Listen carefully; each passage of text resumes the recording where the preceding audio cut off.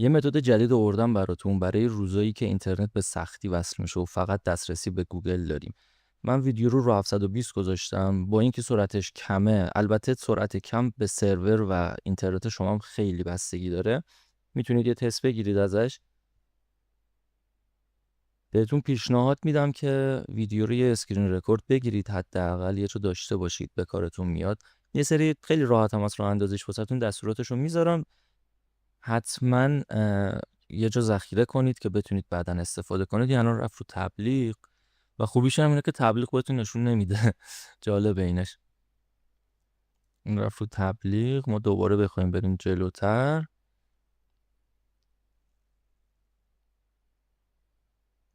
میبینیم که باز میکنه. سلام دوستان، امیدوارم حالتون خوب باشه. بچه‌ها یه پروژه واسهتون آوردم، بکر هنوز هیچ کس استفاده نکرده. همین اول کار بگم بهتون آقا چرا اینو نمیزنید؟ این دکمه هستش، اینو چرا نمیزنید آخه؟ اینو بزن دیگه. خب بابا 20,000 نفر دیدن، کلا 500 نفر، زشته آخه. بریم وقت تلف نکنیم، اینو پس بزنید و یادتون نره. بریم برای آموزشش.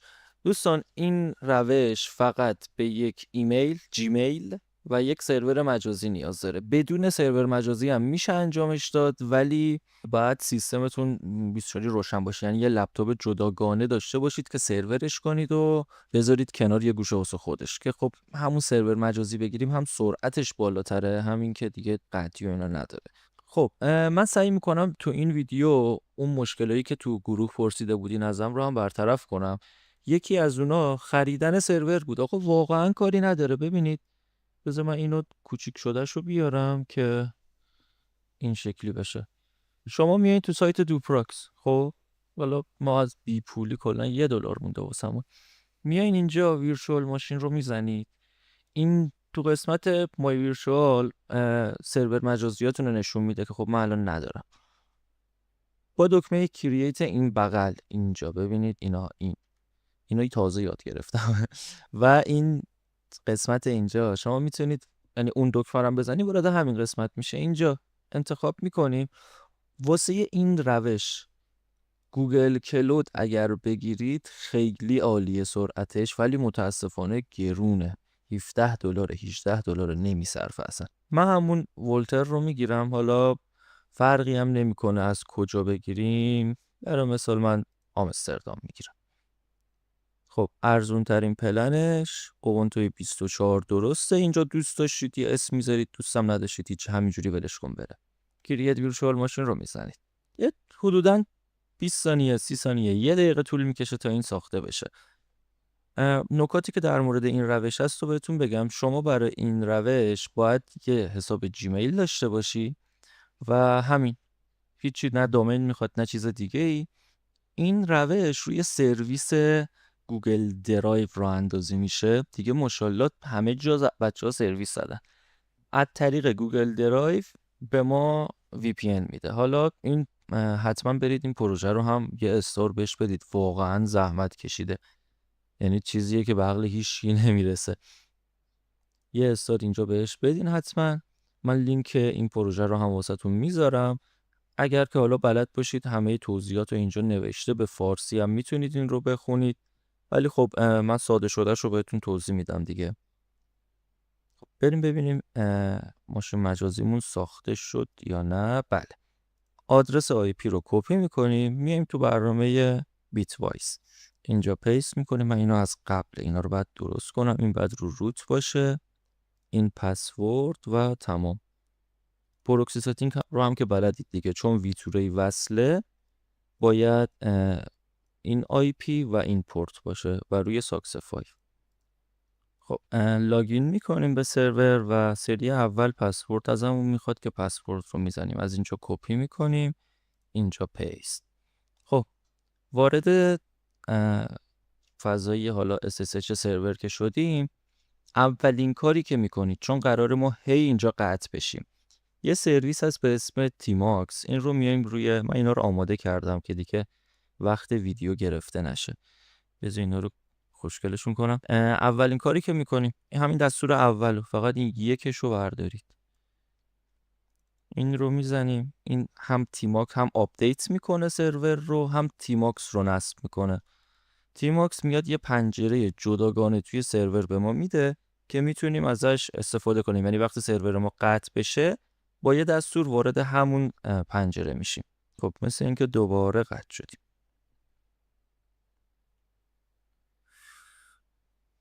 خب دوباره قطع شدیم، مجددا همین کار رو تکرار میکنیم. یه فلش بالا که بزنید دستور قبلی براتون میاد. خب تموم. حالا من اینا ترتیباشو واسهتون درست میکنم تو فایل نهایی. با شماره 4 یه پنجره جداگانه درست میکنیم. ببینید سبز شد اینجا. بعد با دستور شماره 2 فعلی که اینا قرار عوض بشن سرویس رو نصب میکنیم. با این گزینه هم چک میکنیم ببینیم نصب شده یا نه، که بله. اگر این اعداد نوشته شد ببینید ورژن و یه سری حالا لایسنس واسه این فایل. چک میکنیم که نصب شده باشه. با این گزینه هم اجراش میکنیم. خب قطع شدیم دوباره.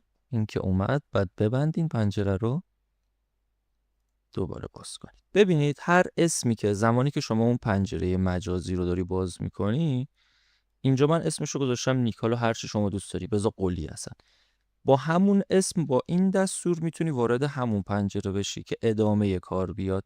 اوکی. ما دستور آخر رو، حالا من اینو پاک میکنم که دوباره بزنیم.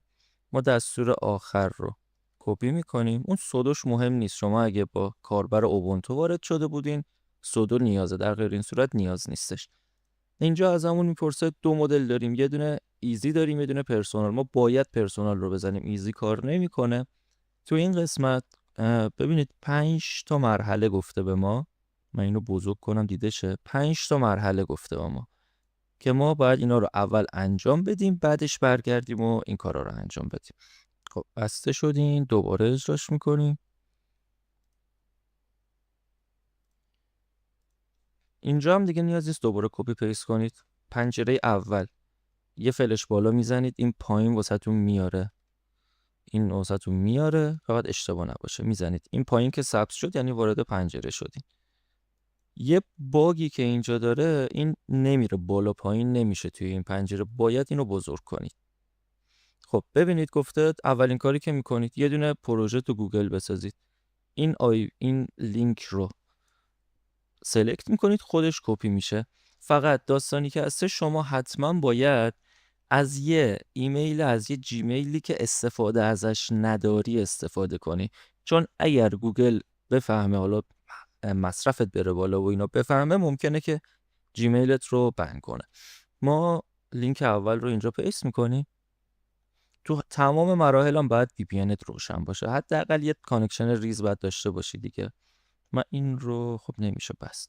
لینک اول وارد این صفحه میشه. اینجا یه اسم واسش انتخاب میکنیم. من میذارم نیک وی پی ان. اسم کانالمون رو بزنید و کرییت رو میزنید. بعدش حالا این آدرسی که اینجا هست بذارید این لود شه. این پروژه رو داره میسازه. ما تا موقعی میایم آدرس دوم رو کپی میکنیم و میایم اینجا. این چی شد؟ یه دونه کنترل آوردش. ببینید نیک وی پی ان اومد، این صفحات هم اومد. هیچ کاری باشون نداشته باشید. توی پنجره دوم آدرس دوم اینجا میخواد گوگل کلود رو واسه ما راه اندازی کنه. شما لینک دوم رو که بزنید فقط باید گزینه انیبل رو بزنید که فعال بشه براتون. همین وای میستیم فعال بشه. تا موقعی لینک سوم رو برمیداریم. لینک سوم میشه این، از اینجا تا اینجا. میایم توی پنجره جدا دوباره این رو باز میکنیم.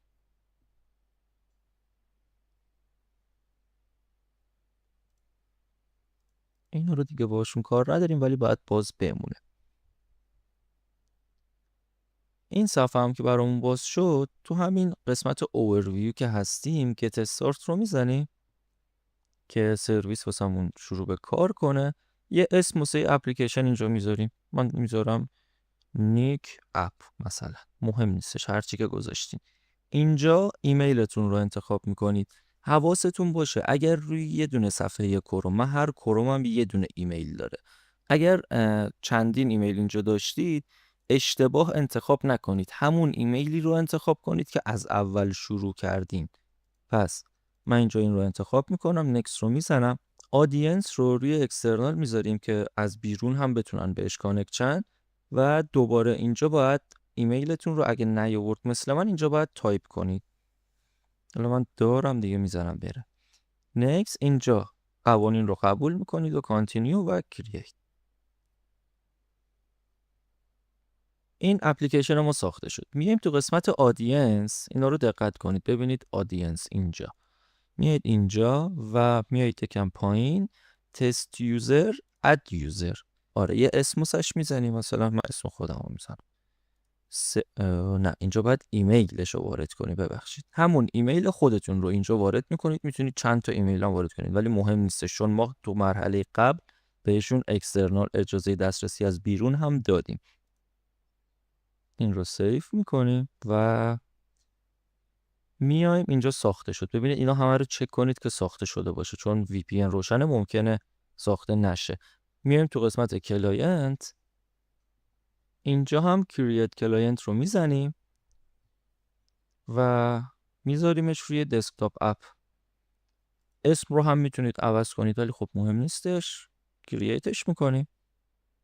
خب این دوتا مهمه برای ما. این صفحه رو بذارید باز باشه ولی حتما محض احتیاط اینها رو یه جا یادداشت کنید. ببینید اینو از اینجا میگیرید تا اینجا، کنترل سی، میای اینجا، حالا هر جایی که داشتید همین زیر فایلی که من بهتون میدم پیستش میکنید. این یکی هم به همین صورت میایید چند خط پایینتر و این رو پیست میکنید. خب فعلا کارمون با گوگل کلود تمومه. برمیگردیم تو سرور که خب 100% قطع شده. دوباره بهش وارد میشیم، یه فلش بالا تیماکس رو اجرا میکنیم. اینجا خودش دیگه تو همونجا مونده. اگر شما این تیماکس رو نداشته باشید دوباره همه مراحل رو از اول باید برید. توی این قسمت گزینه 1 رو انتخاب میکنید. از ما اوت کلاینت آیدی خواسته، میشه کلاینت آیدی، میشه این کپی میکنیم اینجا با راست کلیک پیست میشه. یه نکته کلا شما وقتی که پیست میکنید اگر از اینجا کپی کنید از توی فایل نوت، ببینید این انتها یه دونه فاصله میفته. خب میبینید این یه دونه هم میفته. این یه دونه باعث میشه که بدون اینتر زدن خودش اینتر شه، یعنی بره خط پایین. حواستون باشه اگر از این قسمت کپی کردید یا اینجوری کپی کنید، من اینو تا موقعی ببندم، یا از اینجا کپی کنید یعنی روش دابل کلیک نکنید که یه دونه اضافه بیفته، یا اینکه اگر کامل کپی کردید دیگه اینتر نزنید. دوباره وارد تیماکس شیم. حالا این یکی رو من بخوام کپی کنم، ببینید اینجا بهتون نشون میدم. الان من اینو کپی کنم با کنترل سی، بیام اینجا با راست کلیک پیستش کنم، خود دیگه اینتر نخواست، رفت خط بعدی. اینجا ازمون میپرسه که کجا سیوش کنم، مهم نیست هر جا که دوست داره و این قسمت هم یس رو میزنید. به ما یه آدرس داد. خب این آدرس رو باید کپی کنیم. با سلکت کردن دوباره میگم کپی میشه. میایین یه تب جدید باز میکنید توی همون بروزر و اینتر میکنید. ایمیلی که باهاش ثبت نام کردین یعنی مراحل رو جلو رفتین رو انتخاب میکنید. بهتون میگه که این یه برنامه مخربه و سیف نیسته. اونو خب ما میگیم میدونیم دیگه سیف نیست که نیست، چیکار کنم. و کانتینیو. ببینید قرار نیست چیزی باز شه. این آدرس لوکال ما به این آدرس نیاز داریم. این آدرس رو کپی میکنید و برمیگردید توی سرورتون. دوباره واردش میشین، تیماکس رو اجرا میکنید. از ما خواسته که این رو باز کنیم، این لینک رو، و این آدرس رو اینجا پیست کنیم. با راست کلیک پیست میشه، اینتر. قطع شد، هیچ اشکالی نداره. دوباره اجرا میکنیم، میریم تو تیماکس. انقدر گفتم تیماکسی شدیم. خب این هنوز اینتر نشده. من یه اینتر میزنم و منتظر میمونیم تموم شه کارمون. خب تا موقع این انجام میشه، ببینید بچه‌ها این این پروژه یه اپلیکیشن داره که پیداش کنم اینجاست. شما این اگه فارسی باشه نشون نمیده بهتون. خب روی این قسمت اینجا این بالا روی این اسم پروژه میزنید اسکریک. بعد این صفحه اصلی پروژه است. میایین تو قسمت ریلیزش روی این عدد میزنید، وارد اینجا میشین. اینجا واسه ورژن های مختلف نوشته که حالا کدوم ورژن رو باید دانلود کنید. لینوکس داره، APK هم داره، بله اندروید داره و ویندوز.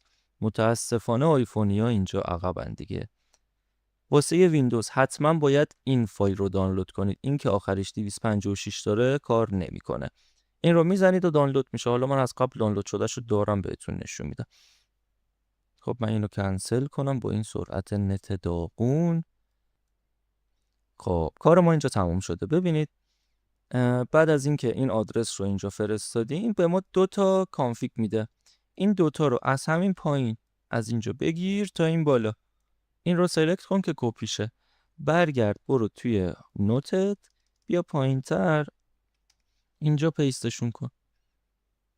خب ببینید من اپی که دانلود شد رو توی فولدر ریختم. مهمم نیست کجا باشه. با راست کلیک روش و اکسترکت تو فلان، تو همین اسم پوشه اکسترکتش میکنید، واردش میشین. دقت کنید اینجا روی فایل اگز راست کلیک کنید و حتما ران از ادمینستریتور رو بزنید. وایسین تا بالا بیاد. خب من حالا این پوینت دارمش، اینو ببندم. این از این من اینجوری آوردم که صفر باشه دیگه. شما هم بالا میاد واسهتون همینه.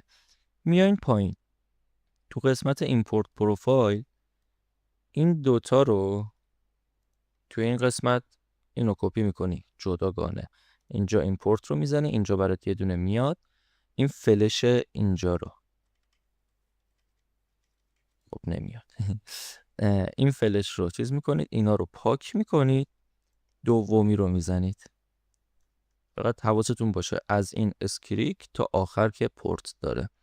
و اینجا کنترل وی و ایمپورت. به ما 2 تا پروفایل داده دیگه، همین 2 تا کانفیگی که داده به ما.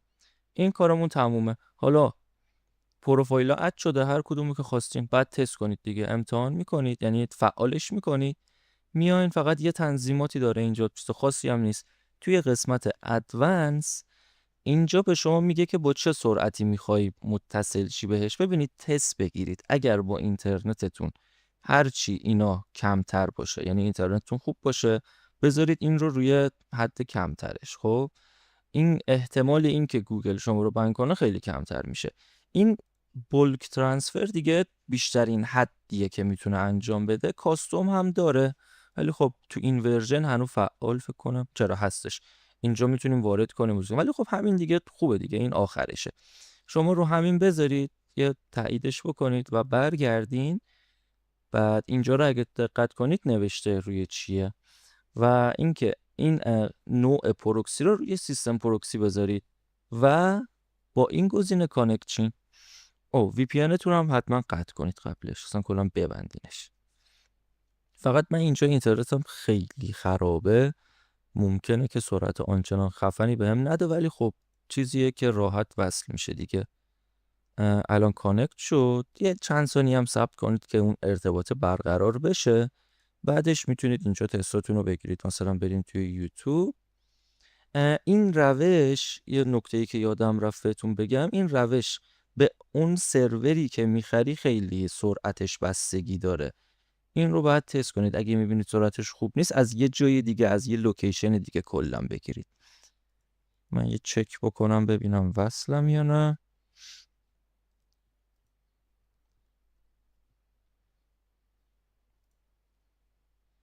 خب اینجا که میگه وصل نیستی ولی باید وصل باشم. یه چی همینجا سرچ کنم.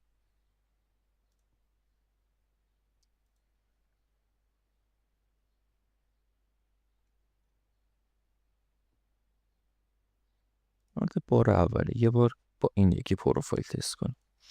این کانکت سریع هم کانکت میشه، خدا رو شکر. یه دونه کنترل F5 معروف رو بزنیم. خب چرا باز نمیشه؟ بعد API کنیم. خوبه که این مشکلات پیش میاد با هم حلش میکنیم که اگه شما هم به مشکل خوردین مشکلتون برطرف شده باشه. این رو من این سری میذارم رو ریکامندد و مجدد بهش وصل میشم. یه چی سرچ کنیم.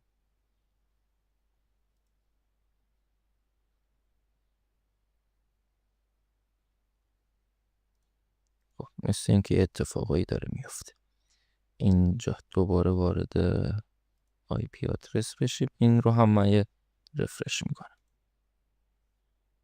شانس ما الان یه سرور بد واسه ما افتاده، ولی خب میگم بعد تست کنید دیگه. واسه همینم میگم که سرور رو ساعتی بگیرید که اگه یه موقعی خوب نبود بتونید حداقل عوضش کنید. خب این آدرس باید با آدرس سرور ما یکی باشه. چکش کنیم. بله 208.76 208.76. خب متصل شدیم. یوتیوب هم اومد. این 100% مثل ورسل سرعتش بالا نیستش، ولی خب کار راه اندازه، چیز خوبیه. من این رو مثلا یه کنترل آر بزنم. البته اینم بهتون بگم من این رو روی حالت کم گذاشتم. روی این بذارم 100% سرعت بهتر میشه. برای قسمت تنظیمات هم میتونید بیاین تو قسمت ادوانس. این رو حالا من خودم بعدش تست گرفتم دیدم سرعت خیلی فرق کرد. میاین تو ادوانس رو قسمت کاستوم مثل من 1064 این تیک رو هم بزنید.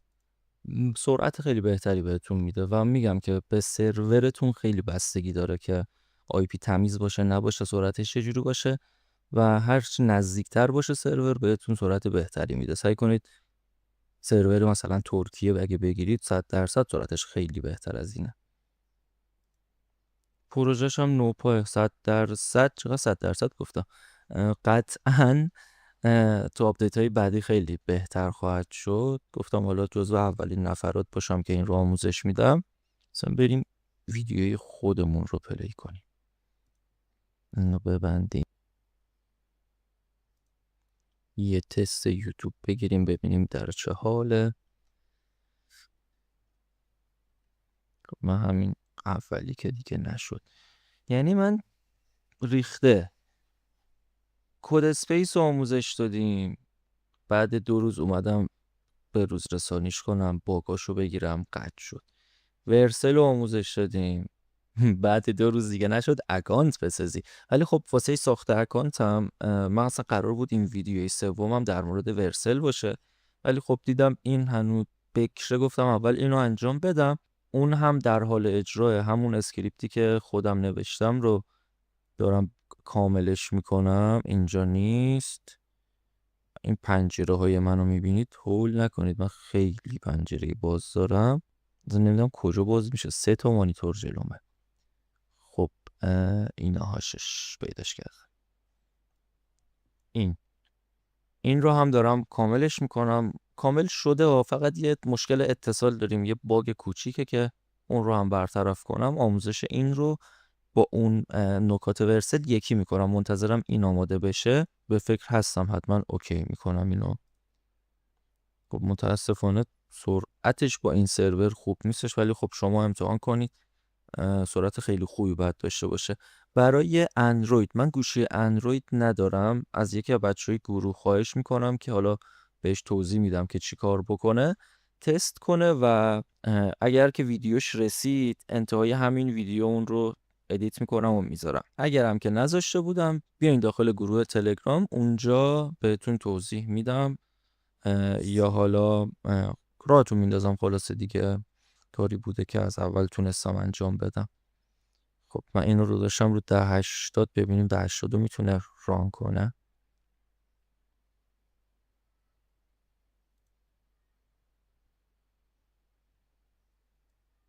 این رو هم کم کنیم.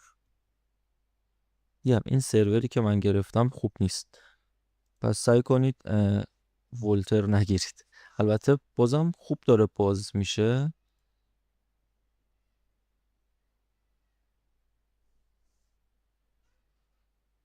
دوستان توی ورسل هم با همین البته حرکت تیماکس خودش داره دیگه. شما همون ابتدا وای رو بزنید. اولین سوالی که ازتون میپرسه وای بزنید. از دفعه دوم اینو همینجا اینجا وای بزنید. منم دارم میگم همین تیماکس واسهتون اجرا میشه، یعنی سری دوم وای گزینه 1 وقتی که قطع شدین. خب بیشتر سرتون رو درد نیارم، اینو تست بگیرید، خوب چیزیه. سرعتش من تو تست قبلیم سرور از خود پرو وی ام گرفتم. سرور از پرو، این چون آی پی عوض شده یکم اذیت میکنه. سرور از پرو وی ام گرفتم، سرعت خوبی داشتش، معقول بود. حالا بازم میگم به ورسل نمیرسید ولی خب اوکی بودش، قابل استفاده بود. و خوبیش هم اینه که تا روزی که گوگل باز باشه هم همراه اول هم ایرانسل میتونم راحت ازش استفاده کنه. ولی خب اگه برگردیم به تایمی که گوگل هم نداشته باشیم خب قطعا اینم کار نمیکنه. فعلا میتونید ازش استفاده کنید. من قبلی رو از این ولتر آمستردام شما اینو نگیرید، برید یا یه کشور دیگه رو انتخاب کنید یا اینکه حالا سرور دیگر رو تست بگیرید. متدای بهترم قطعا تو برنامه‌ام هست واسهتون بذارم، ولی خب چون میگم فقط دیدم که این تازه است و ممکنه کار یه سریال را بندازه، این رو واسهتون گذاشتم که بتونید انجام بدید.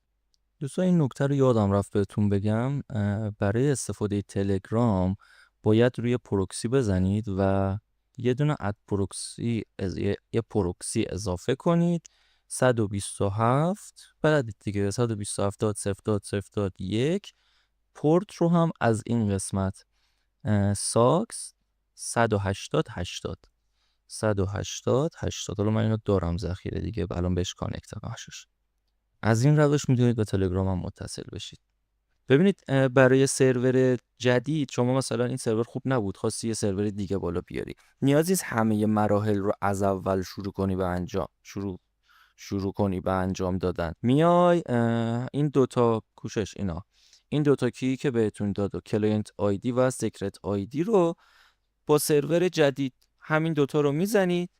فقط قسمت آخر که به شما یه لینک میده که شامل اینه، این لینک رو به شما میده که اینو باز میکنی. اون لینک رو که پیست کردی خروجی این رو میری داخل سرور پیست میکنی، همین بالا میاد واسط. و اون دوتا کانفیگی که بهت میده رو، این دوتا رو ببین اینجا بالا نمیره، اینا بهتون نشون میدادم.